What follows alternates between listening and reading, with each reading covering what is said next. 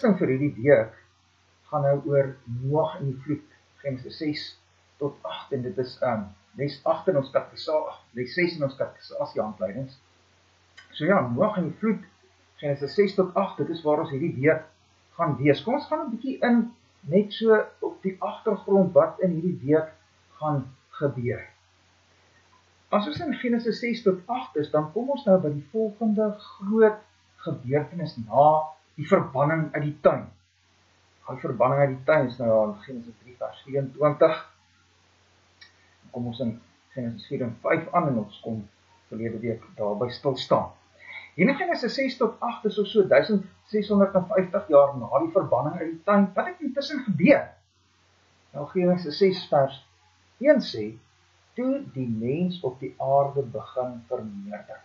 Die Here het in Genesis 1 vers 28 dit gesê, wees vrugbaar en vermeerder. So, nou word die mens al meer en meer, maar baie belangrik, die mens word meer in 2 geslagslyne. Hierdie is baie belangrik om raak te sien.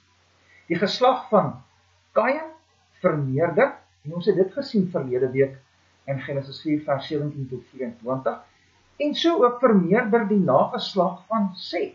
Ons kom dit raak sien in Genesis 4 vers 25 en 26 en ook hoofstuk 5 vers 1 tot 32.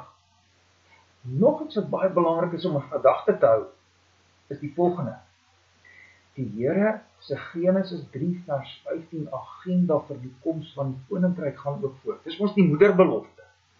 Waar die Here beloof, dat daar een van kom wat die kop van die slang gaan vermorsel. En dan is daar hierdie 2 lyne, die saad van die vrou en die saad van die slang. Ons gaan nou so 'n bietjie dieper daarop ingaan. Maar nou net baie belangrik, in die nageslag van Kain lê die slangsaad. In die nageslag van Set kry ons die ware vrousaad, die ware gelowiges, die kerk. Ons verfris net gou ons gedagtes so 'n bietjie oor die moederbelofte of daardie agenda vir die koms van die koninkryk van God, voordat ons ingaan op wat ons verder hierdie week gaan doen. Onthou, in die Here se moederbelofte, nou net daar na die sondeval, kom die Here in wonderlike genade, en dan sê hy die volgende in Genesis 3 vers 15. Hy praat daar met die slang, en so ook met die Satan in die slang. En dan sê die Here, ek stel vyandskap tussen jou en die vrou. Wonderlik. Die vrou het in die sondeval kant gekies teen die Here. Sy het na die kant van die duiwel beweeg. Eintlik sy bondgenoot geword teen die Here.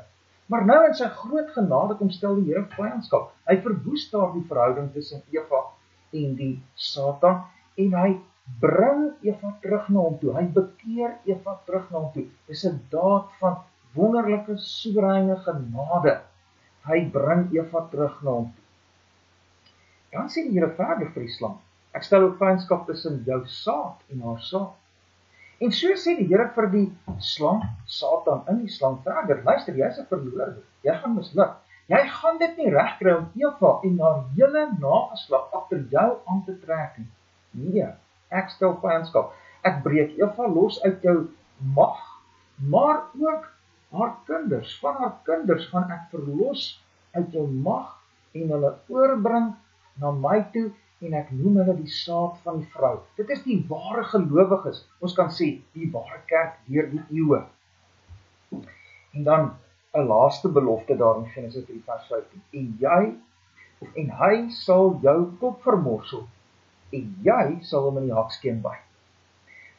Hy sal jou kop vermorsel, daar gaan een van die kinders van die vrou wees, wat gaan wen. Hy gaan nie net stry nie, hy gaan wen. Daar gaan nie net vyandskap in sy hart wees nie, hy gaan wen. En daardie een wat wen is natuurlik Jesus. Hy kom uit die nageslagte van die vrou. Hy word uiteindelik gebore uit die maagd Maria. En hy oorwin.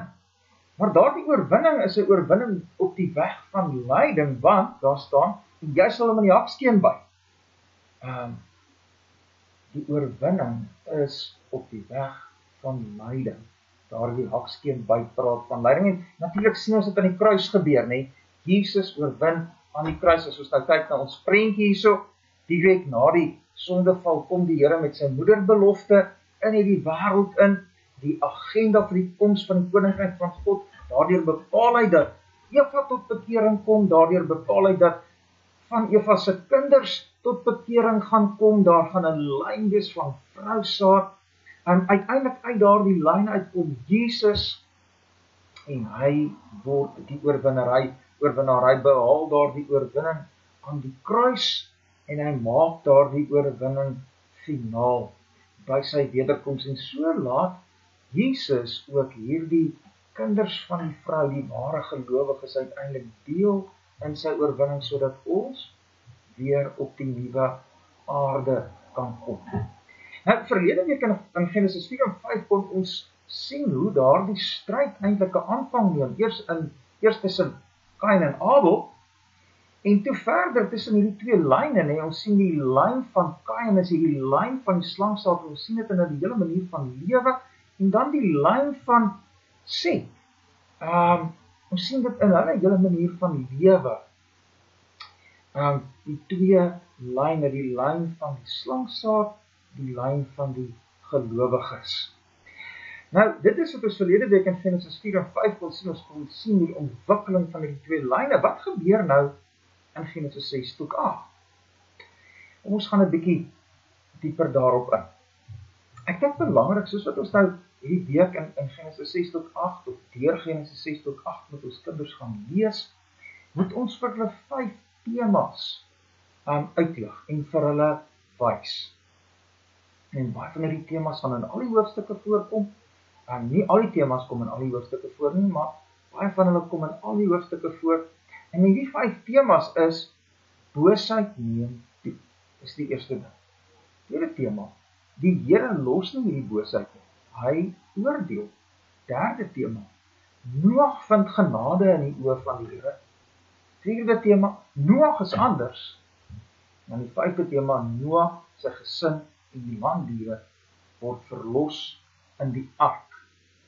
Nou, ons gaan in ons toerusting by hierdie tema stil staan, en ons gaan dan sien hoe dit in hierdie hoofstukke Genesis 6 tot 8 na vore kom. Baie sterkte vir julle weer.